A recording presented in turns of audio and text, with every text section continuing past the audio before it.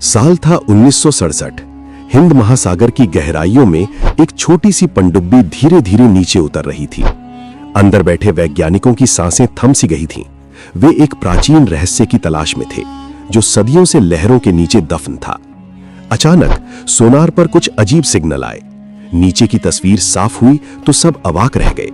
एक विशाल शहर की दीवारें, सोने की चमकती मूर्तियां और एक पूरा साम्राज्य जो मानो रामायण के पन्नों से निकलकर जीवित हो गया हो। ये थी रावण की स्वर्ण नगरी लंका की कहानी जो समुद्र की तह में छिपी थी। लेकिन क्या यह सिर्फ एक मिथक था या असली इतिहास? आइए खोलते हैं इस रहस्य की परतें। वीडियो को लाइक करें, चैनल सब्सक्राइब करें और कमेंट में बताएं क्या आप मानते हैं कि रामायण सच है। दोस्तों, रामायण की कहानी तो हर कोई जानता है, भगवान राम, सीता माता और रावण का संग्राम। लेकिन क्या आपने कभी सोचा कि रावण की लंका, वो स्वर्णमयी नगरी, आज कहां है? क्या वो सिर्फ कवियों की कल्पना थी या वास्तव में एक ऐसी सभ्यता जो समुद्र की गोद में सो रही है? आज हम आपको ले चलते हैं एक ऐसी यात्रा पर जहां इतिहास, पौराणिक कथाएं और विज्ञान एक दूसरे से टकराते हैं। ये कहानी है लंका की, रावण के साम्राज्य की, जो रामायण में वर्णित है। हम बात करेंगे उसके निर्माण से, उसके वैभव से, उसके विनाश से और आधुनिक खोजों से जो साबित करती हैं कि लंका कोई काल्पनिक द्वीप नहीं था बल्कि एक वास्तविक नगरी। सबसे पहले रामायण की जड़ों में झांकते हैं।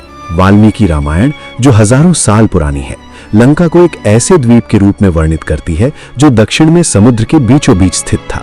रावण जो राक्षस राजा था लेकिन साथ ही एक महान विद्वान, योद्धा और वास्तुकार भी। उसके पिता विश्रवा थी और दादा पुलस्त्य ब्रह्मा जी के पुत्र।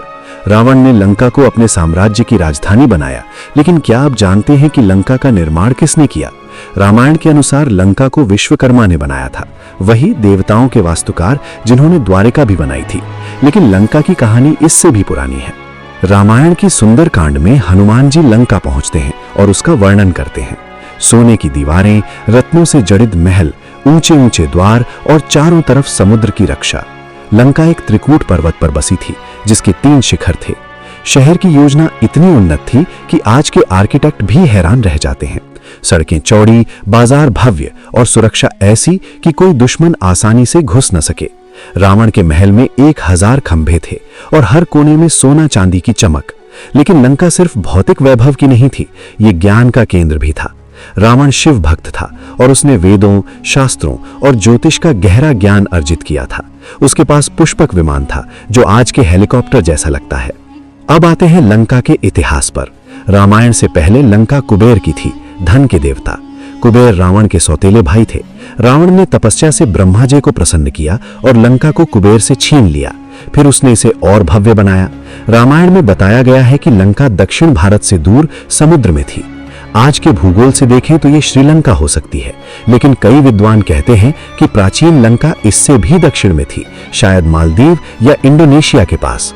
राम सेतु, वो पुल जो राम जी ने बनवाया, आज भी सैटेलाइट इमेज में दिखता है जो भारत से श्रीलंका तक जाता है। नासा की तस्वीरों में यह साफ है कि वहां चट्टानों की एक श्रृंखला है जो मानव निर्मित लगती है। लेकिन लंका का विनाश कैसे हुआ? रामायण के युद्धकांड में वर्णन है कि राम जी ने रावण से युद्ध किया, हनुमान जी ने लंका दहन किया, पूरी नगरी आग की लपटों में जल उठी। रावण मारा गया और विभीषण राजा बने। लेकिन क्या लंका पूरी तरह नष्ट हो गई? कुछ कथाओं में कहा जाता है कि युद्ध के बाद लंका समुद्र में डूब गई। जैसे द्वारिका में गांधारी का श्राप था, वैसे ही यहां भी श्राप की कहानियां हैं। एक कथा के अनुसार रावण की बहन शूर्पणखा के अपमान से शुरू हुआ विवाद और अंत में राम जी की विजय। लेकिन पोस्ट युद्ध लंका की समृद्धि कम हुई और प्राकृतिक आपदाओं से वो डूब गई। अब आधुनिक विज्ञान और खोजों की बात। साल 1967 में इंडियन ओशन में एक एक्सपेडिशन के दौरान वैज्ञानिकों को समुद्र तल पर असामान्य संरचनाएं मिली। ये श्रीलंका के दक्षिण में था। सोनार स्कैन से पता चला कि वहां दीवारें, खंभे और एक शहर जैसी आकृति है। 1980 के दशक में भारतीय पुरातत्व सर्वेक्षण यानी ASI ने जांच शुरू की। उन्होंने पाया कि समुद्र में 20 से 30 मीटर की गहराई पर पत्थरों के ब्लॉक हैं जो मानव निर्मित लगते हैं। कार्बन डेटिंग से इनकी उम्र 5000 से 7000 साल पुरानी निकली, जो रामायण काल से मेल खाती है। एक प्रसिद्ध पुरातत्वविद डॉक्टर SR राव, जिन्होंने द्वारिका की खोज की, ने लंका पर भी काम किया। उन्होंने कहा कि राम सेतु कोई प्राकृतिक पुल नहीं बल्कि इंजीनियरिंग का चमत्कार है। 2002 में नासा की सैटेलाइट इमेज ने कंफर्म किया कि भारत और श्रीलंका के बीच 30 किलोमीटर लंबा एक ब्रिज जैसा स्ट्रक्चर है जो 1.7 मिलियन साल पुराना हो सकता है, लेकिन ऊपरी परत 5000 साल पुरानी। श्रीलंका में खुदाई से मिले अवशेष, सोने के सिक्के, मूर्तियां और हथियार रामायण के वर्णन से मैच करते हैं। लेकिन विवाद भी है। कुछ वैज्ञानिक कहते हैं कि यह प्राकृतिक फॉर्मेशन है, लेकिन कई स्टडीज विपरीत कहती हैं। 2010 में एक इंटरनेशनल टीम ने हिंद महासागर में डाइविंग की और पाया कि वहां एक प्राचीन बंदरगाह के अवशेष हैं। पोर्ट की दीवारें, एंकर और जहाजों के टुकड़े सब 3000 ईसा पूर्व के। ये लंका का ट्रेडिंग हब हो सकता है, क्योंकि रामायण में लंका को व्यापारिक केंद्र बताया गया है। अब गहराई में जाते हैं। रामायण में लंका को स्वर्ण लंका कहा गया है, क्योंकि वहां सोने की बहुतायत थी। आज श्रीलंका में सोने की खदानें हैं जो प्राचीन हैं। रावण की गुफाएं, जिन्हें रावण एला कहा जाता है, आज भी टूरिस्ट स्पॉट हैं। वहां से मिले शिलालेख रामायण काल के हैं।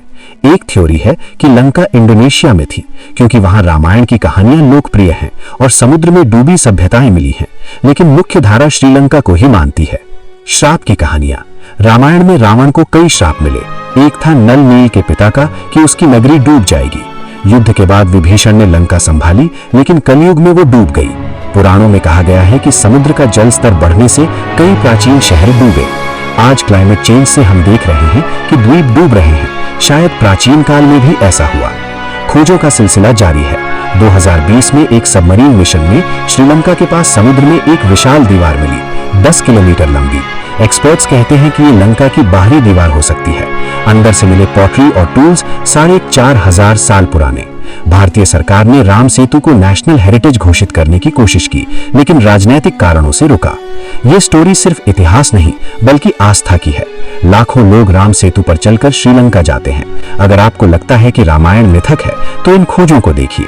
वे साबित करती हैं कि हमारी संस्कृति हजारों साल पुरानी है। लंका आज भी जीवित है, हमारे दिलों में और समुद्र की गहराइयों में।